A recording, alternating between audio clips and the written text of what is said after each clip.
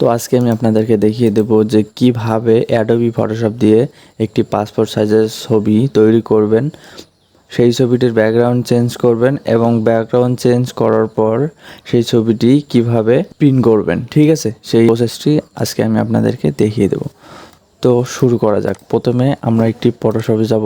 ফটোশপে যাওয়ার পর ইমেজটি ওপেন করে নেব, অর্থাৎ যে ইমেজটি আমরা কাজ করব। ঠিক আছে, সেই ইমেজটি এখানে ওপেন করে নেব। তো ওপেন করে নিলাম।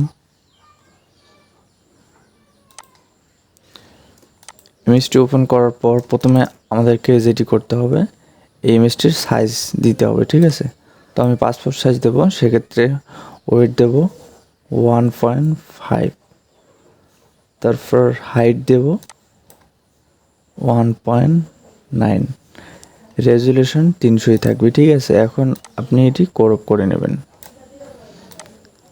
আপনার মন মতো করে, যতটুকু ক্রপ করা দরকার ঠিক ততটুকুই ক্রপ করে নেবেন। ঠিক আছে, ক্রপ করে নেওয়ার পর ইন্টার প্রেস করবেন, অথবা উপরে দেখবেন যে টিক চিহ্ন আছে, এখানে ক্লিক করে দেবেন।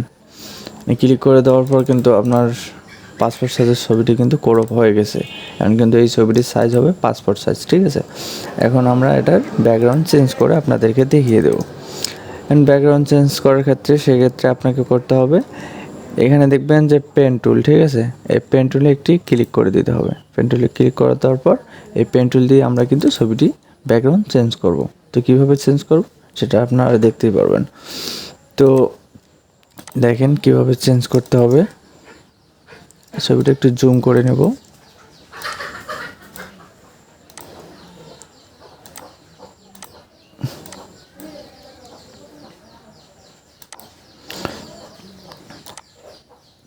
মাউস দিয়ে আপনি আপনার মন মতো যতটুকু ঘোরা দরকার ততটুকু ঘুরিয়ে নেবেন। ঘুরিয়ে নেওয়ার পর এই যে চিহ্নটি দেখতে পাচ্ছেন, এখানে ক্লিক করার আগে আপনাকে অল্টার চেপে ধরে এখানে প্রেস করতে হবে। সেই ক্ষেত্রে কিন্তু মানে বাড়তি যে অংশটুকু আছে সেই অংশটুকু কিন্তু চলে যাবে। ঠিক আছে,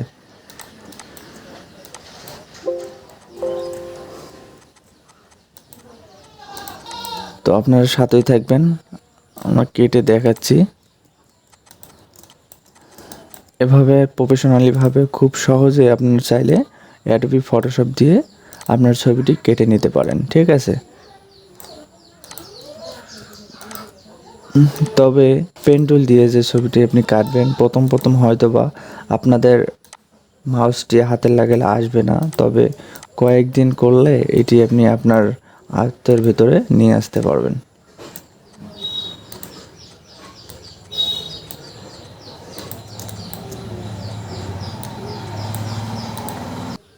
এখন আমরা এটি চারিদিকে নিয়ে দেব, চারিদিকে নিয়ে নেব। নিয়ে নেওয়ার পর এখানে লেগে দেবো। এখানে লাগিয়ে দেওয়ার পর এখানে রাইট বাটন ক্লিক করবেন। রাইট বাটন ক্লিক করে দেওয়ার পর এখানে দেখবেন যে ম্যাক্স সিলেকশন। ঠিক আছে, ম্যাক্স সিলেকশনে ক্লিক করে দেবো। ম্যাক্স সিলেকশনে ক্লিক করে দেওয়ার পর এখানে ওকে ক্লিক করে দেবো। ক্লিক করে দেওয়ার পর আপনার যে ডিলিট বাটনটি আছে কিবোর্ডের মধ্যে, ডিলিট বাটনটিতে ক্লিক করে দেবেন। যদি হচ্ছে না, যদি না হয় তারপরে দেখবেন যে উপরে একটি বাটন আছে, এখানে ক্লিক করে দেবেন। এখানে ক্লিক করে দেওয়ার পর ডিলিট বাটনে কিন্তু ডিলিট করে দেবেন। ঠিক আছে, তো অলরেডি কিন্তু ব্যাকগ্রাউন্ডটি চেঞ্জ হয়ে গেছে। ঠিক আছে, এখন আমার এই ব্যাকগ্রাউন্ডে কিন্তু সাদা দেওয়া আছে, হোয়াইট দেওয়া আছে, সেক্ষেত্রে কিন্তু ব্যাকগ্রাউন্ডটি হোয়াইট চলে এসেছে। এখন আমি এর কালারটি চেঞ্জ করে দেব। আপনার যে কালারটি দিতে মন চায় আপনি সেই কালারটি এখানে বসিয়ে দেবেন। যেহেতু ছবির ব্যাকগ্রাউন্ড এটা, সেক্ষেত্রে পাসপোর্ট সাইজ ছবি আমি বের করব, সেক্ষেত্রে আমি যেটি ব্যবহার করা হয় সেটি ব্যবহার করব।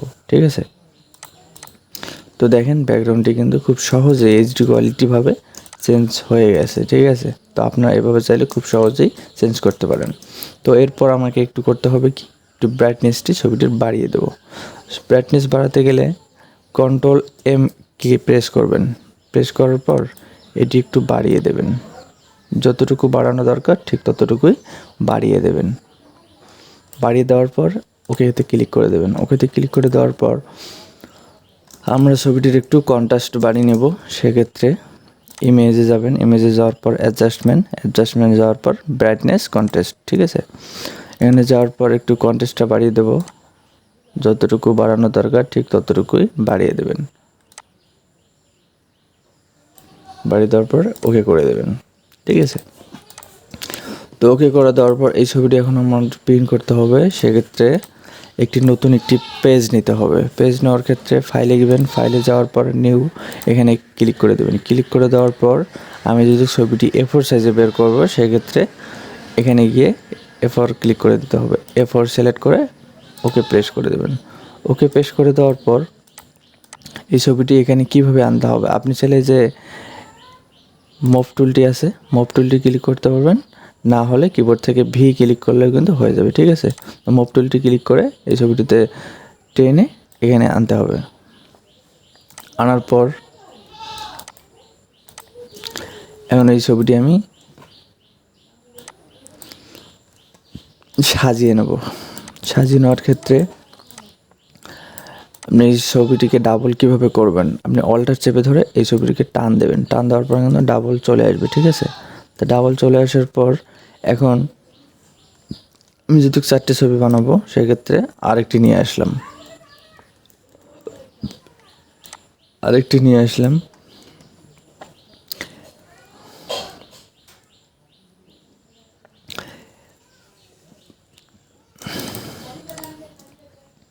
তো দেখেন ছবিটি কিন্তু সাজানো হয়ে গেছে, ঠিক আছে। আপনি চাইলে এভাবে খুব সহজে আপনার ছবি সাজিয়ে প্রিন্ট করতে পারবেন খুব সহজেই। তো গাইস, এই ছিল আজকের ভিডিও। তো ভিডিওটি যদি আপনাদের কাছে একটুও ভালো লেগে থাকে, তাহলে অবশ্যই আমার চ্যানেলটিকে সাবস্ক্রাইব করে দেবেন। ধন্যবাদ সবাইকে।